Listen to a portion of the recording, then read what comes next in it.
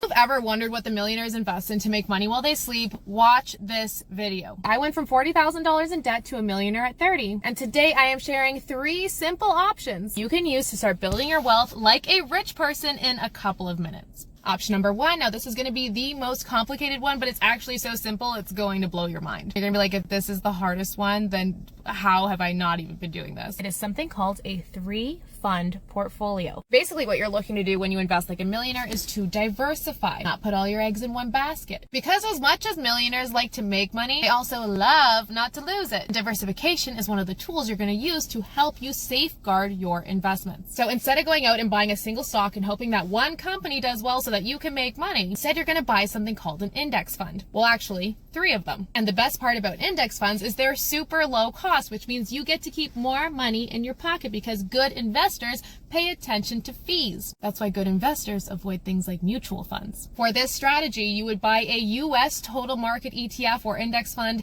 an international ETF or index fund, and a bond ETF or index fund. Now, number 2 is easier than the first because it has all of those investing options inside of it with a single click. Instead of having to buy a bond index fund, international index fund, and a US index fund, you just click one time, you buy one investment, and it's called an asset allocation fund. It does the same thing, but it's even more simple. They're called asset allocation funds because the allocation, aka how much you own of stocks versus bonds in your portfolio, that is set. So let's say you looked at something like XGRO. This is an asset allocation fund with 80% stocks and 20% bonds. It is designed to be a total portfolio in one. You do not need anything else outside of an asset allocation fund. Now, typically you want more stocks and less bonds when you are further away from your goal, because stocks give you the growth, but they're volatile, meaning the prices change a lot. And bonds are your fixed income. They're supposed to be more stable, but stability doesn't have the same kind of growth. So if you're very young, say in your 20s, maybe you choose an asset allocation fund with 100% stocks because you got a long time for it to grow. And then as you're about 10 to 15 years away from retirement, maybe you switch over to one that's a 60-40 allocation. Now, the third option is even easier than the last one, and that is a target date index fund. It's basically everything you get in an asset allocation fund, but instead of having to switch over to a different fund as you get closer to your goal, the fund does it all for you. So basically you choose one for the year of your goal. So say you wanted to retire in 2055, you might choose a Vanguard target date index fund 2055.